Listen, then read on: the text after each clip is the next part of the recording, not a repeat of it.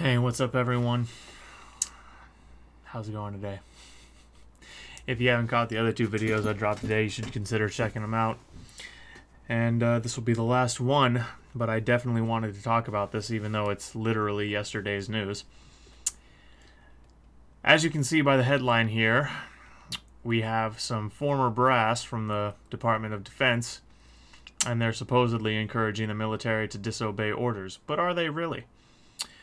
You read down in this article, and it's very much a word salad, but when you really break it down, what is actually going on here is the former brass and some other military officials signed an open letter to the military and military officials that they needed to focus on the core principles of maintaining civilian-military relations.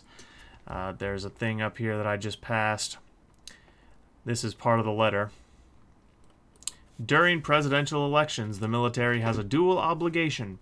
First, because the Constitution provides for only one commander-in-chief at a time, the military must assist the current commander-in-chief in the exercise of his or her constitutional duty to preserve, protect, and defend the Constitution of the United States.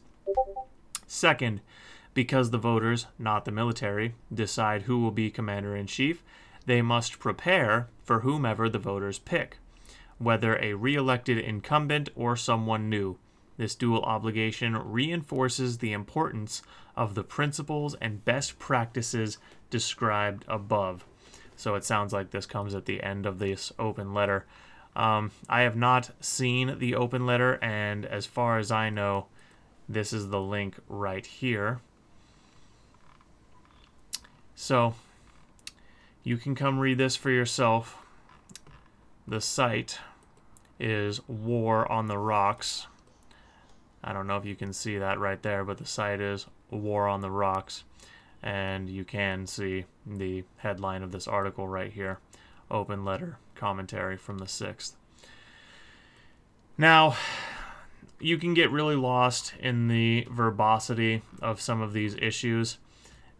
You can get lost in the names and the positions of the people who sign on to these things. Here's the long and short of what this means for the state of the politics as I see it. We are in unprecedented times. Regardless of what you think about it, the 2020 election was highly contentious, and a lot of people were very upset. And this letter, in my estimation, is the brass desperately trying to do everything they can, A, to save face should Trump get back into office. There's some language in this article that is pretty convincing that what they're trying to do with this letter, and of course you can go read the letter for yourself, is trying to kind of whitewash and sterilize their own histories.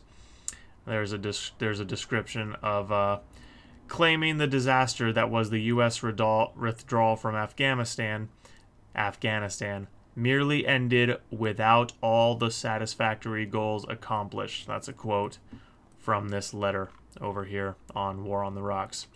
And I think we can all agree that that is excessively sterile whitewashing language of the absolute fucking hack job that was the withdrawal from Afghanistan.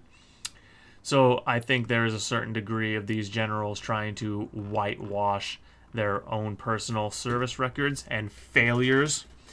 But I also do think there's at least a little bit of genuine concern that we're heading for a civil war and a call to civility and remembrance of duty. We're in bad times, man. We're in bad times. Record inflation. People are taking out loans to get groceries. Fuel prices are sky high. Crime is through the roof in many major cities, most of them Democrat, by the way. And there's massive instability overseas. China is having huge economic problems. Obviously, we have the war in Ukraine. Queen just died, so there's going to be some political upheaval in that country while that transition takes place. Some really crazy shit going on right now, and no one knows what's going to happen tomorrow No one knows what's going to happen in 10 hours. So, my advice to you, buy a gun, have some emergency food, have a way to make clean water, have some ammo stored up, and if things really get bad where you are, have a backup plan of some place you can go. And if you're in a city, get the fuck out of the city. That's top of the list on my agenda right now. All right, everyone. God be with you. God bless the United States of America. I'll see y'all tomorrow.